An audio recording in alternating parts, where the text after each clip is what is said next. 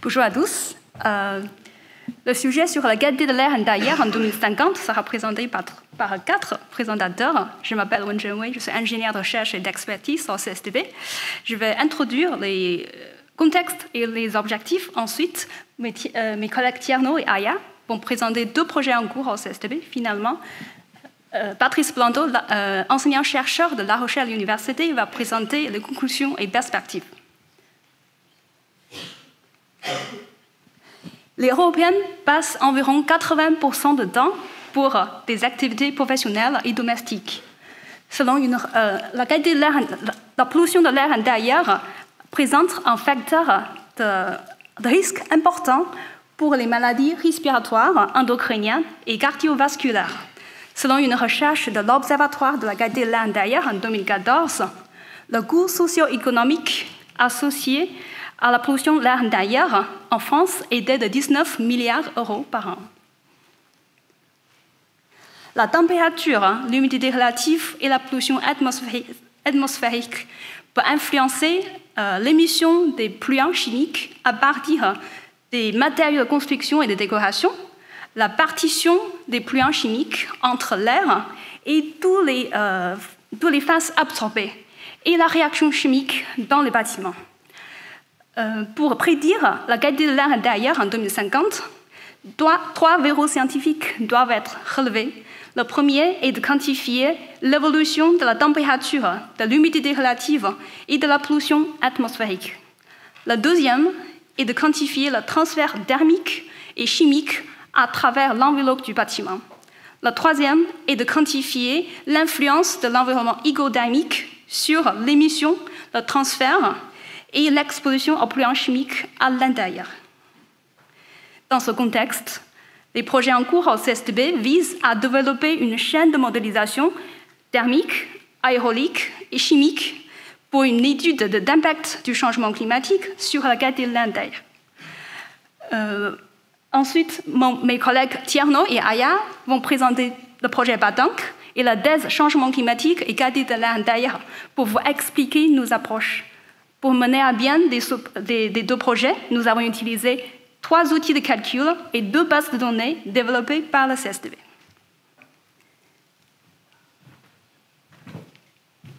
Bonjour à tous. Moi, je vais vous parler du projet BATANC sur l'impact du changement climatique sur la qualité de l'air intérieur. Ce projet en cours de réalisation est piloté par le LMD, Laboratoire de météorologie dynamique, et soutenu financièrement par l'ADEME. L'objectif de ce projet, c'est de quantifier numériquement l'impact du changement climatique et de l'évolution du parc de bâtiments résidentiels sur l'exposition des populations pour un certain nombre de polluants d'intérêt, à savoir les oxydes d'azote, l'ozone, les particules, à l'horizon 2050. Pour ce faire, nous avons combiné les compétences en prévision numérique des partenaires du projet, et le CSTB s'est notamment occupé de la prévision de la consommation énergétique à l'horizon 2050 avec l'outil COMET, et puis de la prévision de la qualité de l'air intérieur avec l'outil Matisse QAI. Et ce projet a été pour nous une opportunité de prévoir la qualité de l'air intérieur à l'échelle d'un parc de bâtiments avec l'outil Matisse QAI, et ce modèle qui permet de prévoir finement l'aérolique du bâtiment en tenant compte de la complexité des systèmes de ventilation, et puis le modèle de transfert de polluants intégré dans Matisse considère les principaux phénomènes de transfert de ces polluants dans les bâtiments, à savoir la pénétration de ces polluants à travers l'enveloppe du bâtiment, une fois à l'intérieur, la dilution par la ventilation, tient compte des phénomènes de dépôt de certains polluants au niveau des parois et toutes les sources intérieures. Et puis, on tient compte aussi de la filtration par les systèmes de ventilation. La particularité de ce projet... On vous entend plus trop parce que vous êtes loin du... La particularité de Merci. ce projet est qu'on n'a pas pris en compte les émissions intérieures pour isoler l'impact de la pollution extérieure. Et pour avoir les données d'entrée de ce modèle, on est parti de 3 bases de données. On est parti de 2700 bâtiments archétypes qui représentent environ 8 millions de logements en Île-de-France. à partir de la BDNB, et l'équipe énergie du CSTB a fait quelques projections pour le scénario climatique de l'ADEME tendanciel 2050 et pour le scénario sobriété. Et avec la BDNB, on a eu quelques données d'entrée du modèle, comme les surfaces habitables, le nombre de logements, la perméabilité à l'air des façades et le type de système de ventilation. Par contre, on a été obligé de considérer quelques hypothèses pour réaliser les calculs, comme le type de logement, le scénario d'ouverture de fenêtres et les configurations du système de ventilation. Et pour avoir les données d'entrée liées à la météorologie et la pollution extérieure, on s'est servi de 2 bases de données générées par le modèle WRF et le modèle Chimère par le LMD. Donc, toutes ces données nous ont permis de prévoir la qualité de l'air intérieur à l'échelle de 8 départements de l'île de France. Et cette base de données générée va être notamment utilisée dans le cadre de la thèse de Yahya Mansouri pour prévoir l'impact du changement climatique sur l'émission des composés organiques semi-volatiles dans les bâtiments. Et là, l'exploitation de cette base de données permet d'avoir plusieurs visualisations à l'échelle du logement pour avoir toute la dynamique temporelle de l'évolution des concentrations intérieures, mais aussi à l'échelle d'un département. Là, je vais vous montrer 2 exemples de cartographie qu'on peut avoir à l'échelle de l'île de France pour 2 polluants, pour les particules fines et pour l'ozone. Là, on voit qu'on a une baisse de l'ordre de 12% pour l'ozone en suivant le scénario tendanciel, c'est-à-dire la trajectoire actuelle. Et cette diminution est due aux efforts actuels de rénovation énergétique des bâtiments et puis de l'évolution du mix énergétique vers plus d'énergie renouvelable.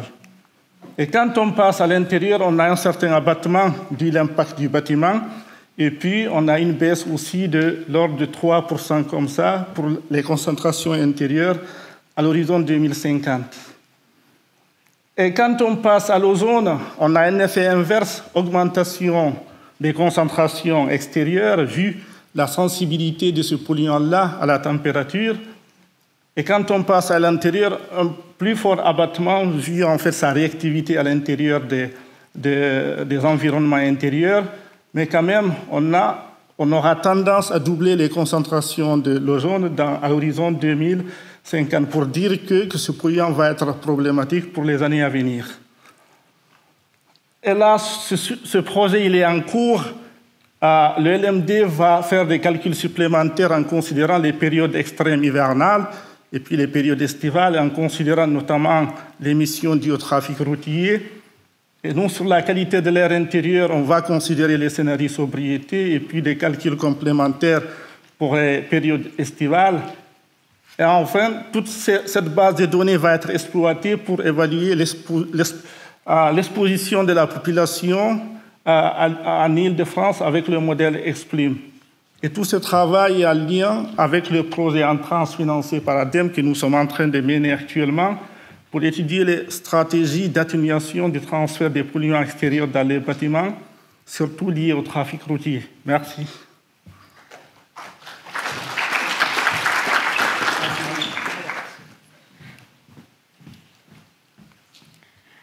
Alors Thierno nous a parlé des polluants d'origine extérieure à l'intérieur des logements. Moi, dans ma thèse, je fais focus sur les polluants d'origine intérieure, notamment les composés organiques semi-volatiles. Alors, ce sont des polluants chimiques qui se trouvent dans nos logements, qui sont émis par des sources intérieures, comme je viens de dire, et qui se trouvent non seulement dans l'air, mais aussi, comme a dit Wenjuan dans l'intro, dans les phases adsorbées, c'est-à-dire dans les poussières et même collées sur les particules en suspension dans l'air. Je dis ça pour vous expliquer qu'on n'est pas seulement exposé à ces polluants par la voie respiratoire, mais aussi par ingestion et par contact cutané. Alors, les concentrations de ces polluants ont été mesurées dans les logements français dans les cadres de 2 campagnes nationales logement menées par l'Observatoire de la qualité de l'air intérieur. La première entre 2003 et 2005 et la deuxième, la plus récente, entre 2020 et 2023. L'idée de la thèse, c'était de projeter ces concentrations à l'horizon 2050 en tenant compte du climat futur. Je parle ici des conditions météo, mais aussi de la pollution extérieure et des caractéristiques des bâtiments futurs. Je parle des caractéristiques de l'enveloppe, mais aussi du système de ventilation. Alors, pour ce faire, pour calculer les concentrations des composés organiques semi-volatiles qui, pour info, présentent des risques sanitaires comme ils sont des perturbateurs endocriniens, on a choisi 3 composés, le DOHP, le DINCH et le phénanthène, et qu'on va calculer la concentration dans 3 phases, dans la phase gazeuse, dans les poussières et dans les particules en suspension dans l'air, à l'aide d'un outil de modélisation développé aussi dans le cadre des travaux de l'Observatoire de la qualité de l'air, intérieur. Et puis, pour calculer les concentrations avec ce modèle, on a besoin de savoir le débit de ventilation et les concentrations des polluants extérieurs, notamment l'ozone et les particules dans l'air intérieur. Pour cela, on a mis en place des simulations aéroliques en utilisant l'outil Matisse QAI développé au CSTB. Et pour calculer ces deux paramètres, on a besoin aussi de savoir la température intérieure.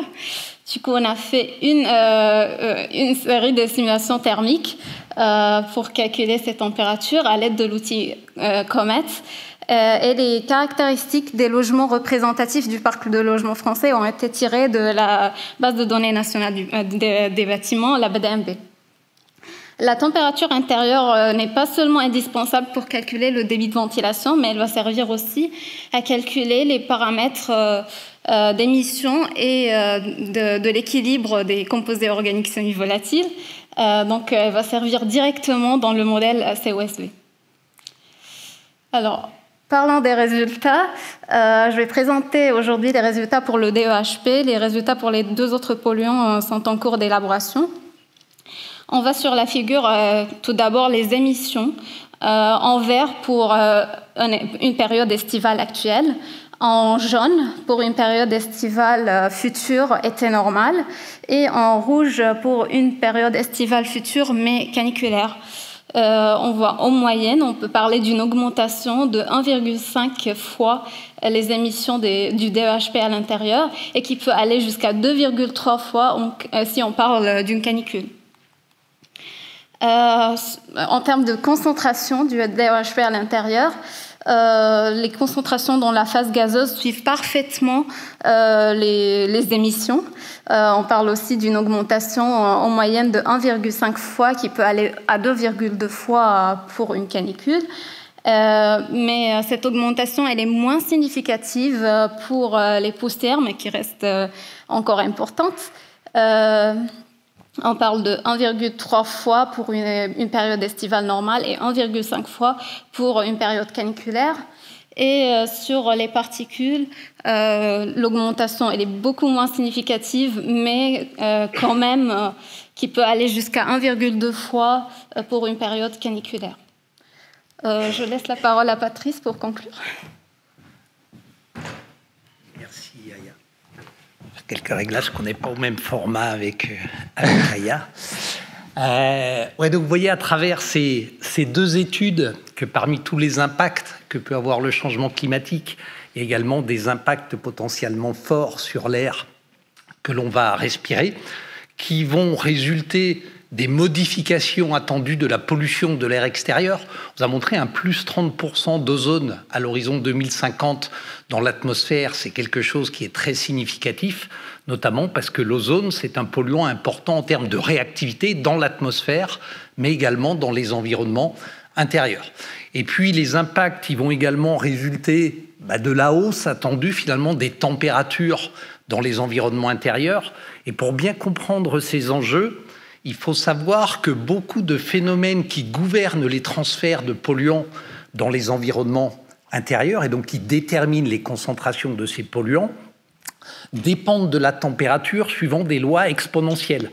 Ce qui veut dire qu'une augmentation de température de quelques degrés ou même quelques dixièmes de degrés peut se traduire par des émissions, par des flux échangés complètement différents et donc par des équilibres chimiques complètement différents. Donc vous avez eu un aperçu à travers ces deux études de ce que peut être l'impact sur la qualité de l'air. Ces deux études qui peuvent apparaître un peu différentes parce qu'elles traitent de polluants différents.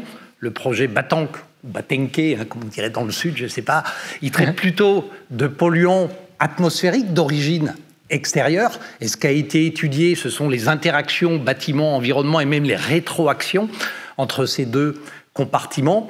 Et le projet qui est traité par Aya, la thèse, porte plus sur des polluants qui, là, sont émis à l'intérieur des bâtiments. Alors, je ne sais pas si tout le monde est bien familier avec ces composés organiques semi-volatiles. Ce sont des polluants véritablement contemporains qui posent beaucoup de questions de santé publique. Alors, c'est notamment les phtalates, si certains sont un peu, qui vont être émis par les matériaux synthétiques, notamment les matériaux de sol, les imitations parquet, etc. Ça va également être tout ce qui est retardateur de flammes utilisé dans les mousses, les tissus, les produits électroménagers du bâtiment. Les pesticides, c'est pas uniquement l'agriculture, il y a des sources d'émissions de pesticides à l'intérieur même des bâtiments, et puis également les combustions de tout type. Quand on brûle une bougie, de l'encens, quand on cuisine, on émet également ce type de substance. On peut penser que ce sont deux études assez différentes, mais en fait, elles ont un trait d'union qui est fort, qui est le fait que finalement, ces concentrations en composés organiques semi-volatiles, comme vous l'a dit Aya, elles vont dépendre des concentrations intérieures en ozone par la réactivité et des concentrations en particules dans les environnements intérieurs par le partitionnement entre la phase gazeuse et la phase particulaire. Et donc finalement, ce sont les données de Batank qui ont servi comme données d'entrée de la thèse d'Aya. On a vraiment trouvé une bonne synergie entre ces deux études, là, une bonne collaboration entre les différentes équipes de recherche. Ce n'est pas toujours le cas, c'est pas idyllique le monde de la recherche, il y a beaucoup d'ego et d'égoïsme des fois, mais là on a vraiment très bien travaillé ensemble et on peut s'en féliciter. Eh ben, félicitations. C'est très bon quand on voit l'animateur. J'avais pas terminé, mais quand on voit l'animateur. Alors, c'est-à-dire que là, il faut opérer un choix. Soit on oublie les questions, soit on. J'y reviendrai. J'essaierai de caser ce que j'avais à dire si j'ai. Pas les questions. Alors ça, c'est le plan C, mais je l'avais pas en tête, mais c'est très malin. Merci Patrice et merci à tous les quatre déjà pour cette intervention. Des questions peut-être dans la salle pour l'une, l'autre ou les quatre, au troisième rang ici. Merci. Bonjour, merci pour votre présentation. Super. Je vais me lever plus, comme vous voyez. Voilà. Je voulais savoir si l'augmentation des doses n'était pas une illusion, en fait, parce qu'on parle de l'augmentation des concentrations. Donc, il fait chaud, il y a plus de polluants, mais peut-être qu'il y en aura moins longtemps parce qu'ils auront tous dégazé très vite. Et est-ce qu'au niveau des doses, finalement, ce ne serait pas la même chose qu'un dégazage ou une émission très, très légère parce qu'il ne fait pas très chaud, mais longtemps, plutôt que vite et rapide? Et est-ce qu'il n'y aurait pas des puits aussi? Parce qu'on parle des sources, mais est-ce que les phénomènes qui vont contribuer à faire diminuer les concentrations ne vont pas aussi être affectés par la température? Alors, qui veut répondre? Tout le monde se regarde. C'est le problème d'être quatre. Aya. En fait, comme vous avez dit, les phénomènes de partition, c'est-à-dire l'effet des surfaces pluie, est pris en compte dans le calcul des modèles. Et c'est effectivement, on voyait sur les graphes que l'augmentation est moins significative dans les poussières et dans les particules en suspension dans l'air. Et c'est effectivement à cause de ça. En fait, ils ne suivent pas exactement le profil des émissions à l'intérieur parce qu'il y a un effet secondaire des partitions des COSV entre différentes phases.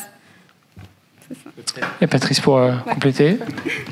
Je peux peut-être me permettre de compléter la réponse. Ce que vous dites serait vrai pour les composés organiques volatiles, les moins pour les semi-volatiles. En fait, ce sont des polluants qui sont contenus en grande quantité dans les matériaux, par exemple, mais qui sont, de par leurs propriétés physico-chimiques, émis pendant de très longues périodes. Et en fait, c'est vrai que ces COSV, c'est un des problèmes, c'est qu'on ne s'en débarrasse pas comme ça du jour au lendemain en chauffant le bâtiment comme on peut le faire après un chantier, par exemple.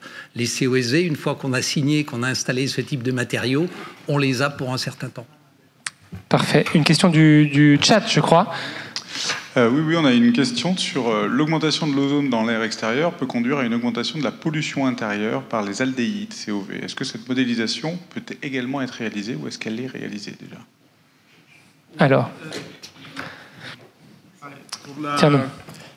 pour la pollution extérieure, le LMD a considéré dans la modélisation les émissions en COV. Donc, c'est considéré toute cette réactivité entre l'ozone et les oxydes d'azote et les COV sont considérés. Maintenant, à l'intérieur, une fois que l'ozone passe à l'intérieur, nous, ce qu'on a considéré, c'est juste la réactivité avec l'oxyde d'azote, qui fait qu'on se retrouve avec des concentrations plus faibles à l'intérieur, vu cette atténuation, vu cette réactivité. Parfait. Je crois qu'on a une dernière question, non? Ah, juste ici. Alors, au deuxième rang. Juste une question au sujet du CO2, parce que jusqu'à présent, on s'est beaucoup occupé du CO2. Et quelle est l'interface avec tous les polluants, puisque on renouvelle l'air pour avoir de l'air neuf, et on retire aussi dans la foulée des polluants. Donc, pour une fois, on parle de la qualité de l'air sans parler de CO2. Alors, est-ce que le CO2 rentre dans la qualité de l'air intérieur? Oui, en fait, on a effectué une simulation de concentration CO2 selon les différents systèmes de ventilation, aussi sur le parc du logement. On n'a pas présenté les résultats aujourd'hui, mais vous pouvez regarder les résultats dans le rapport de projet Batank.